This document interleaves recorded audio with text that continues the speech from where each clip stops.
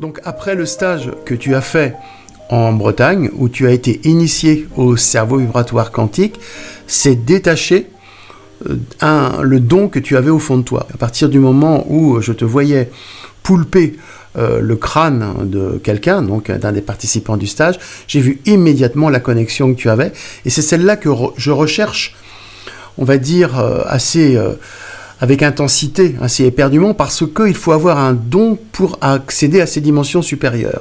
C'est souvent d'ailleurs les gens qui n'y arrivent pas, qui veulent accéder, qui veulent cette connaissance, qui n'y arrivent pas. Il ne faut pas vouloir. Et en fait, vous ne vouliez pas. Ça s'est fait comme ça, et tu as eu ce don.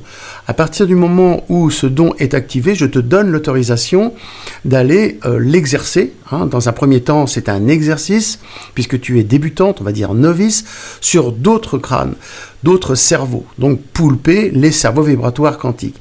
Et ce qui est assez étonnant, mais quelque part, ça ne m'étonne pas, ce que tu m'as rapporté de ta première séance avec quelqu'un, on pourra le citer de façon globale si tu veux, eh bien ça m'a vraiment enthousiasmé, parce que c'est exactement ça qu'il faut sentir, et ça il faut avoir un don, et je pense que ce don est sorti. On est parti aussi à Sainte-Marie de la Mer, un lieu très très puissant, et ce que tu me décrivais au niveau de tes sensations dans ce lieu chargé était exactement ce que j'essaie de faire sortir chez les gens. Donc voilà, donc la boucle était bouclée, et maintenant, si tu veux bien, eh bien pour ceux qui veulent comprendre, aller plus loin, est-ce que tu peux nous décrire à ta façon ce que tu as senti quand tu as poulpé, quand tu as mis tes mains sur le crâne de cette personne? Voilà, on t'écoute.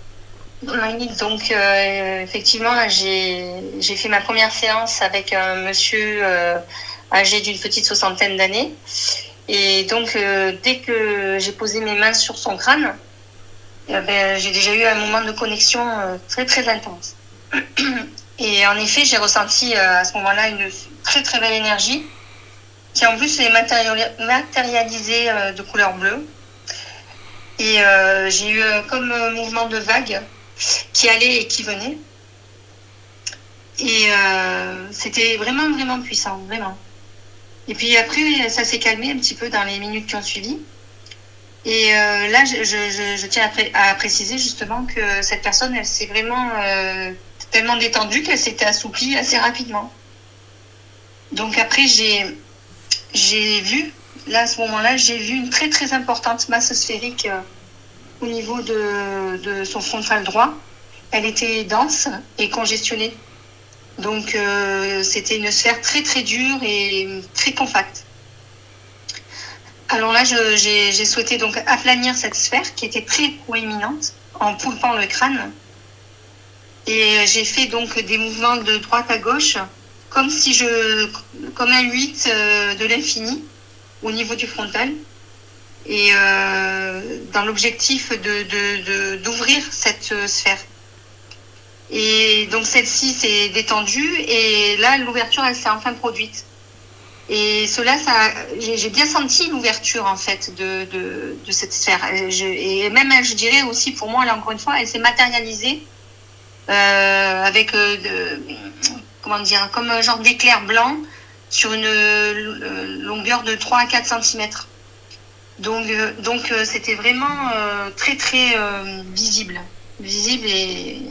et même en ressenti, j'ai bien senti le relâchement, l'ouverture.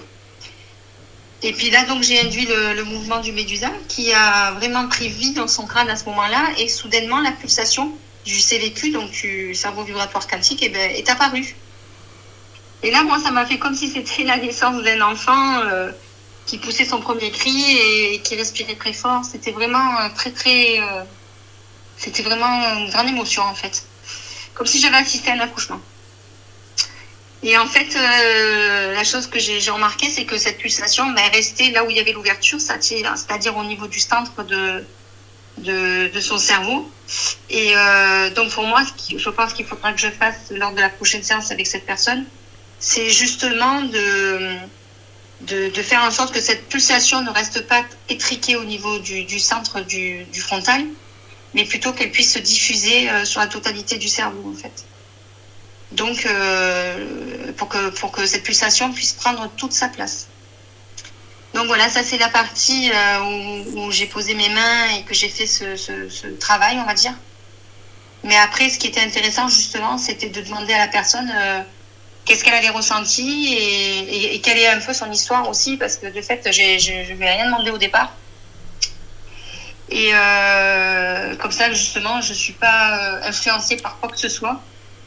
Et pour moi, ça démontre aussi que, voilà, c'est comment dire, comme tu disais tout à l'heure, ce don, est-ce qu'il est est-ce qu'il est réel par rapport à la vérité et à l'histoire de la personne, quoi. Et il se trouve justement que l'histoire de la personne, elle est incroyable par rapport à ce que je viens de t'expliquer sur la séance, car elle corrobore totalement mes ressentis. C'est-à-dire qu'il m'a expliqué qu'à l'âge de 20 ans, il était en voiture, et côté passager, et il a eu un très grave accident. Et ce qui s'est passé, c'est qu'il a été éjecté de la voiture, parce qu'il était assis à l'avant, donc il a été éjecté de la voiture et il a tapé la tête côté droit au sol, très puissamment. Et c'est exactement pile à l'endroit où j'ai trouvé cette sphère très volumineuse et congestionnée. Donc pour moi, il y avait l'explication de pourquoi son cerveau était congestionné en cet endroit et au niveau, et ça faisait une sphère, quoi. Et donc pour moi, de ce monsieur, donc ça faisait donc 40 ans qu'il avait cette partie du cerveau droit au niveau frontal congestionné. Et ça créait vraiment, c'était très très visible, hein, une difformité conséquente intérieure. Bon, extérieurement, bien évidemment, le monsieur, il est très bien, il n'y a pas de souci. Mais je parle à l'intérieur du cerveau, là.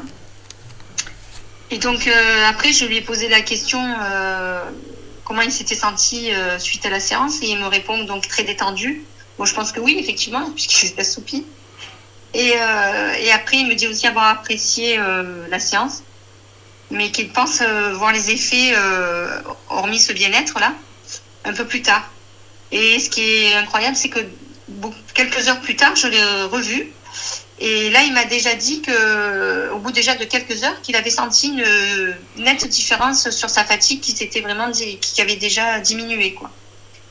Donc, à suivre pour la suite des événements, à voir avec ce monsieur et pourquoi pas faire une autre séance pour justement délivrer cette pulsation, qu'elle soit libérée dans son cerveau et que le CVQ puisse bien vivre au Sali, j'ai envie de dire.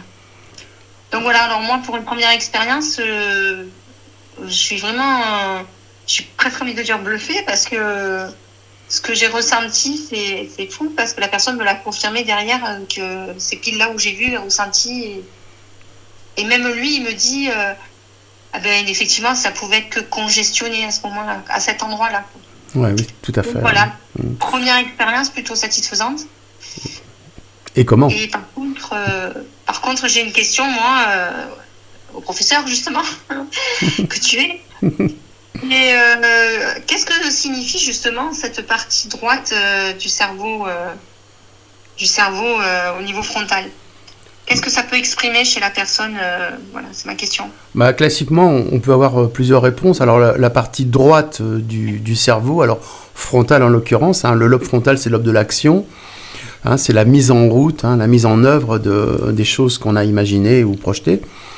Donc quand c'est droite, c'est plutôt, on dit classiquement, le lobe spirituel, le lobe de tout ce qui est immatériel. Le lobe gauche, c'est plutôt le lobe matériel.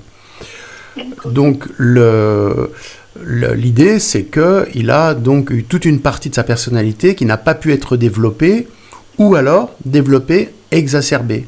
Il peut y avoir quelque chose en réaction par rapport à ce blocage. En tout cas, au niveau de la gestion du crâne, du cerveau, alors point de vue vibratoire quantique, je rappelle tout le temps, il doit y avoir un dialogue entre le lobe droit et le lobe gauche. Alors principalement le lobe frontal droit, lobe frontal gauche. Donc à ce moment-là, ça te fait un équilibre de gestion, un équilibre bienveillant de gestion. Si on a un lobe qui est prépondérant par rapport à l'autre, eh bien on est déséquilibré. Par exemple, si on a le lobe gauche, le lobe matérialiste, eh bien, on devient matérialiste à outrance. Si on a le lobe droit qui s'est développé uniquement, eh bien, on reste dans l'idéal, l'idéal de la personne qui ne veut ou pas, ne peut pas vieillir, ne peut pas maturer. Donc, ce qu'il faut, c'est un juste équilibre entre le droit et le gauche. En politique, on le voit très bien, là. Alors, voilà, donc entre le droit et le gauche, il y en a qui sont matérialistes et il y en a qui sont idéalistes.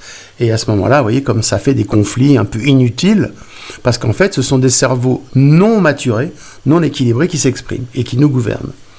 Donc, de son point de vue, pour lui, c'est bien. Cela permet également, comme tu dis, de la fatigue, d'alléger les réactions de survie, entre guillemets, qui font que ces sphères, et après je préciserai les sphères, parce que les gens pensent peut-être qu'il y a comme des boules de pétanque dans le crâne. Non, je dirais après que c'est virtuel. Enfin voilà, je viens de le dire. C'est uniquement vibratoire. Et là, on est d'accord, oui, mais tu sais, une fois, j'avais eu une émission de radio, en fait, j'étais intervenu, puisque j'essayais d'expliquer tout ça à l'époque, en disant qu'il y a des axes dans le cerveau. En fait, on peut très bien imaginer que quand ça s'enroule, virtuellement, il y a un axe virtuel, un axe d'enroulement. Et le speaker, comme on appelle ça, le journaliste, mais il m'a pris en concret. Il me dit, mais vous êtes complètement dingue, il n'y a pas d'axe du style des tiges de fer dans le cerveau. Vous voyez comment il l'avait mal pris. Donc voilà, ça m'a toujours marqué. Et je réexplique que tout ça, c'est dans l'invisible. Dans l'invisible. Et pour ce que tu as senti, ce don exceptionnel que tu as, c'est que c'est hors de l'espace-temps. Sinon, ça ne serait pas resté depuis 40 ans. C'est ça qui est très important.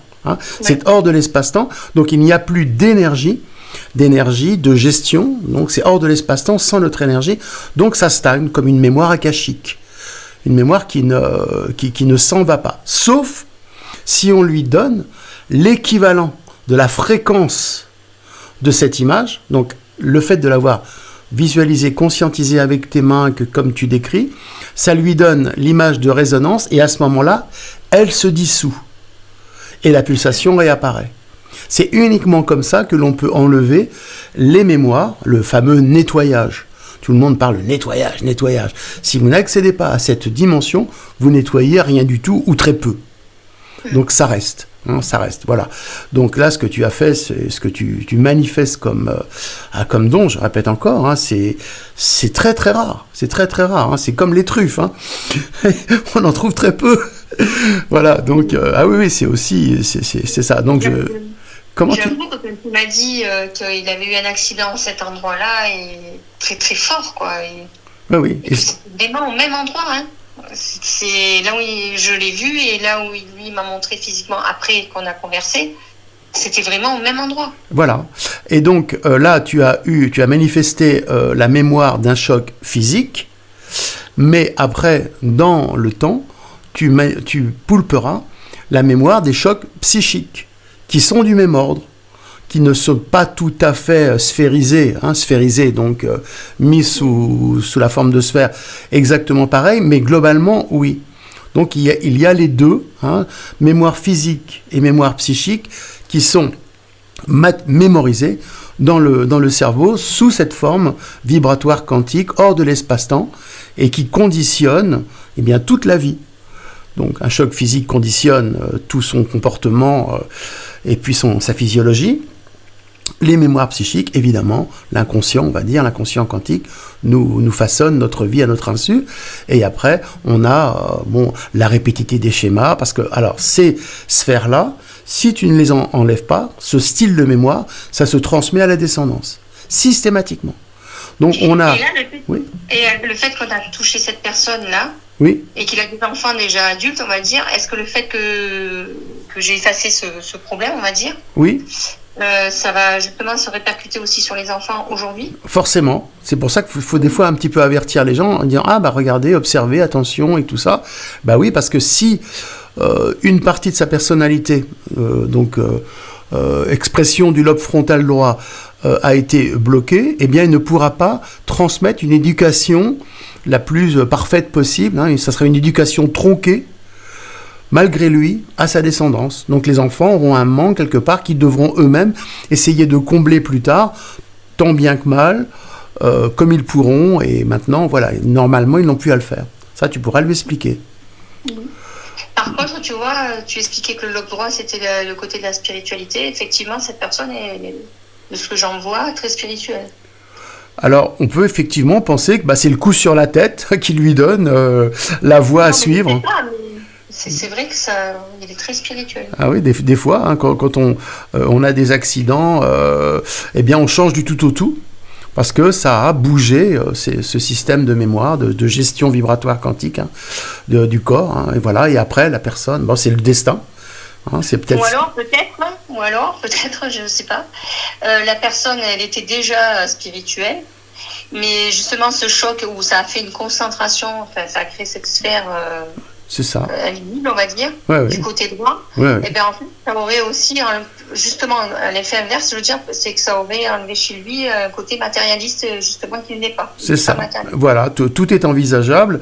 La seule chose qu'on puisse dire concrètement, c'est on voit ce que ça donne. Les résultats. Il faut toujours des résultats. Hein, on voit ce que ça donne. Le pire dans ce genre de technique, c'est quand il n'y a pas de résultat. En bon ou en pas bon. Si des fois tu as des aggravations, ça peut être assez connu, mais globalement, si ça bouge, c'est bien. Le problème de la maladie, c'est quand ça stagne, c'est quand ça bouge plus. Hein, l'immobilisme, c'est la mort.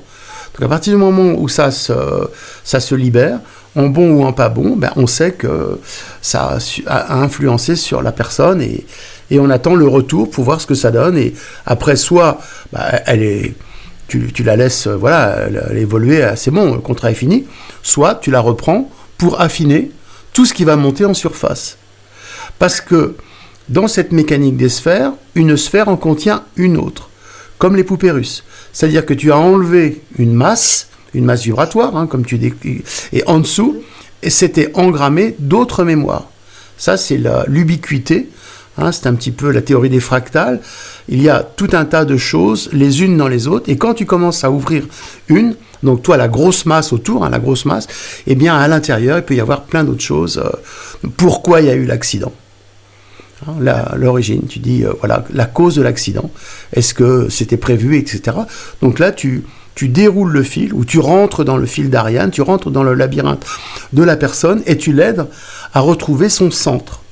C'est-à-dire le centre, la pulsation originelle qui conditionne tout, mais qui est très enfoui dès la naissance. Alors là, je vais parler de naissance médicalisée, tout ce qui fait que on rajoute des couches sur cette pulsation de base, cette pulsation centrale, et la personne est étouffée, elle ne sait même pas comment elle fonctionne, et voilà après ce qu'elle devra faire dans la vie. Voilà à peu près. Ok. Voilà, donc à suivre. Donc j'enregistre déjà sur la suite. Les personnes qui veulent te contacter peuvent déjà passer par nous, par Selena.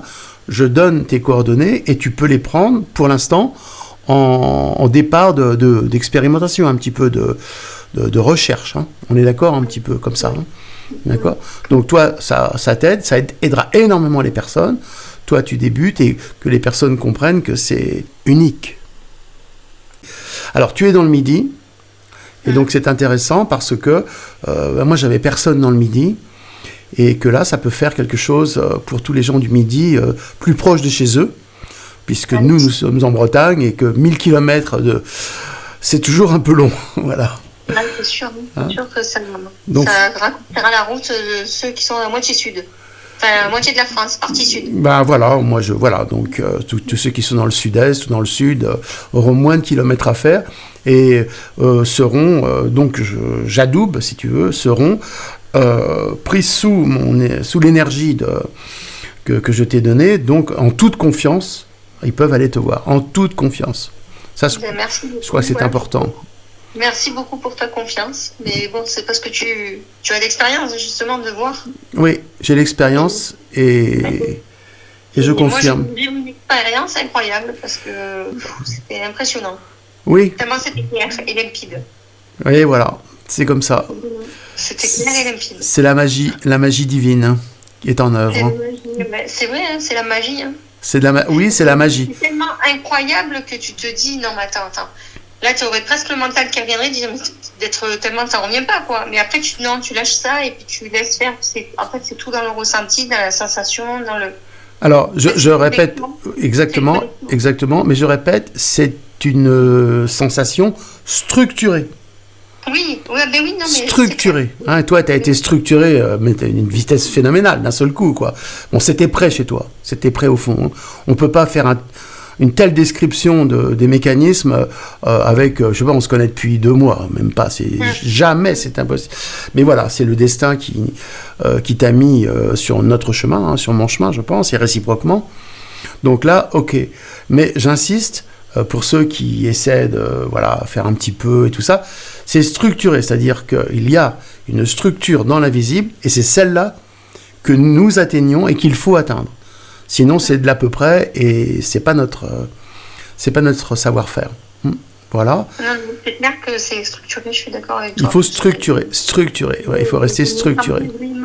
Comment dire, comme dans une architecture, c'était tout. C'est ça. Tout était équilibré, quoi. C'était vraiment. C'est formidable ce que tu dis. Donc c'est le plan architectural qu'on décrit. Hein, Oui, alors il y en a qui parlent de grand architecte de l'univers. Bon, voilà. Donc nous on parle nous, on est dans le plan architectural. Et pour terminer, tu parlais de magie. Donc oui, mais il faut comprendre la magie que décrivent les Égyptiens. Ils parlent de magie du Eka. Donc c'est une magie sublimée. Ce n'est pas la magie noire. Ce n'est pas la magie, bien sûr, de spectacle, hein, évidemment. C'est la magie du cosmos, c'est la magie intérieure, donc c'est l'accès à toutes ces dimensions. Oui. Je veux dire, par magie, je veux dire, tellement c'est limpide et à sa place, approprié. Tu vois ce que je veux dire ? C'est la magie de Dieu, c'est l'expression de Dieu, hein, c'est l'expression de notre création qui est structurée, dans lequel tu interviens, on intervient, tu es intervenu, et à ce moment-là, tu vois tout. Moi, je dis magie, mais en fait, le mot le plus adéquat, c'est quantique, non ? Alors, nous, on préfère quantique parce que, effectivement, ça a une connotation un tout petit peu plus scientifique. Alors, c'est de la pseudo-science que l'on fait, hein, c'est de la pseudo-science, mais on s'en préserve, hein, on ne veut pas faire de science. De la pseudo-science, c'est-à-dire c'est l'intermédiaire entre l'invisible et le visible. La science, c'est visible, hein, il faut qu'ils voient les choses au microscope, même si nous, on regarde le sang au microscope, mais bref. Hein, et la répétition des phénomènes n'est pas possible, parce que on ne peut pas systématiquement appliquer ce que tu as vu à quelqu'un d'autre. Parce que lui, dans son invisible, eh bien, il y aura d'autres mémoires, d'autres manifestations, et tu ne pourras pas systématiquement, par exemple, retrouver une sphère bloquée dans le frontal droit de tout le monde. Ah, mais c'est évident, chaque être est à part. Mais ce que chercheraient les physiciens ou les médecins classiques. Toujours la même chose, toujours la même chose. Oui, la répétition pour ensuite pouvoir comparer, c'est ça ? C'est ça. C'est ça. Et la peine de faire la démonstration par la preuve, c'est-à-dire si tu as 10 cas qui font comme ça, ce cas c'est comme ça. Voilà, donc on a 10 cas qui ne feront jamais comme ça, jamais. D'accord, mais ça par contre ça me paraît clair. Sauf, nous, la seule structure scientifique et pseudo-scientifique, puisque ce n'est qu'une perception, on va dire manuelle, mais par les mains qui poulpent, donc la projection du cerveau vibratoire quantique, avec un soupçon de mental, puisque tu arrives à analyser. Donc c'est ton cerveau qui analyse. Donc ton cerveau a été déjà mis dans la dimension d'une analyse vibratoire quantique. Donc il analyse. Donc ça c'est le recul, c'est formidable. Donc nous, c'est la structure de base, pulsation, mouvement. C'est notre grille de lecture, on va dire scientifique, mais pseudo-scientifique, pulsation, mouvement.